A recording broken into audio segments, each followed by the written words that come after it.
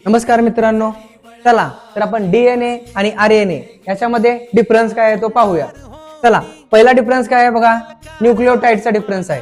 काय आहे? डीएनए मध्ये आहे थायमिन. ओके, थायमिन हा नायट्रोजन बेस आहे. तर आरएनए मध्ये काय आहे? युरॅसिल. इकडे काय आहे? थायमिन. इकडे आहे युरॅसिल. त्याच्यानंतर दुसरं काय आहे बघा, नंबर ऑफ चेन्स. तर आपण डीएनए चा विचार केला तर 2 नंबर ऑफ चेन्स आणि आरएनए बघितलं तर सिंगल स्ट्रँडेड. ओके, डीएनए मध्ये काय? डबल स्ट्रँडेड डीएस आणि आरएनए मध्ये सिंगल स्ट्रँड आहे. त्याच्यानंतर लोकेशनचा विचार केला तर डीएनए कुठे आहे बघा, न्यूक्लियस आणि मायटोकॉन्ड्रिया, आणि आरएनए सायटोप्लाझम मध्ये आहे बघा. ओके, तर शुगरचा विचार केला तर कोणते आहे? रायबोज शुगर, आणि आरएनए मध्ये रायबोज शुगर आहे आणि डीएनए मध्ये पेंटोज शुगर. पेंटोज.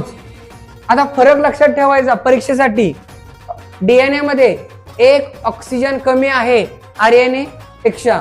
ओके, आणि त्याच्यानंतर डीएनएचं काम काय आहे? जेनेटिक इन्फॉर्मेशन स्टोरेज करणं, आणि आरएनएचं काम काय आहे?